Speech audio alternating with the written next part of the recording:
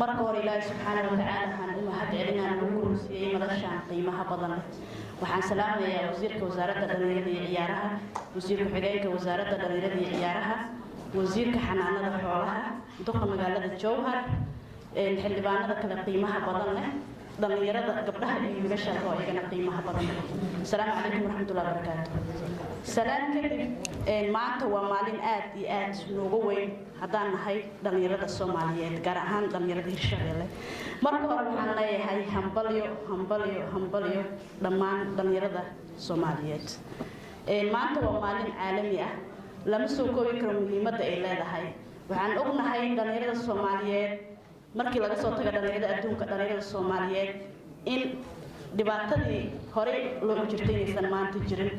maanta in dhalinyarada Soomaaliyeed boqolkiiba 99 ay yihiin dad wax bartay laakiin shaqo yari ay hayso ma dhahayo shaqo la'aan ay jirto laakiin waxay haysato shaqo yari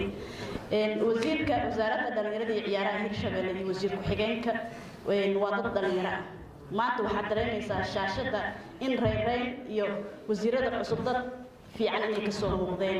waxaan u mahadcelinayaa madaxweynaha dawladda Hirshabeelle iyo madaxweyne ku-xigeenka iyo dhammaan mas'uuliyiinta kaleeto ee codsigayaan u gudbinay wasiirada tayada ee Hirshabeelle wax ku soo kordhiyay inay soo saaraan lambar 1 maanta wasaaradda dhalinyarada iyo ciyaaraha waan aad u daneynaynay maadaama dhalinyarada boqolkiiba 75 ugu qiyaasay laakiin hadda ay ka badan yihiin in u baahan yihiin wasaaradda horumariso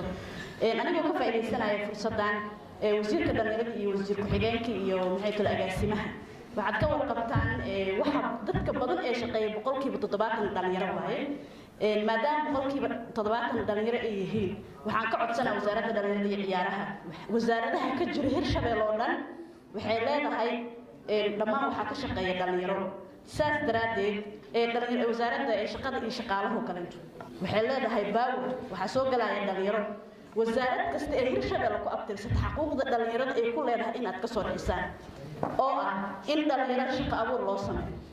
caafimaad hadii la dhaho dhalinyarada waxay barteen caafimaad hadii la dhaho maxay xanaanada iyo xoolaha boqolaal dhalinyaro oo Hirshabeelle ku abtirsato jooga waxay barteen xanaanada iyo xoolaha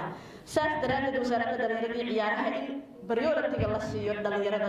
la dhabar waaye hadii ay helaan wasaaradda dhiirigeliso wasaaradda ka fikiraysa dhalinyaradana waxay noqon doonaan dad u shaqeeya deegaankooda iyo dawladooda marka aad u mahadsantihiin waxaan u maleynayaa hadalka inaan aad u badiyay wasiirka dhalinyarada iyo ciyaaraha iyo dhammaan waxaan leeyahay dhalinyarada hortayda fadhiyo qiimaha badan oo waqtigooda u soo horay maalintan qiimaha badan oo waqtigiina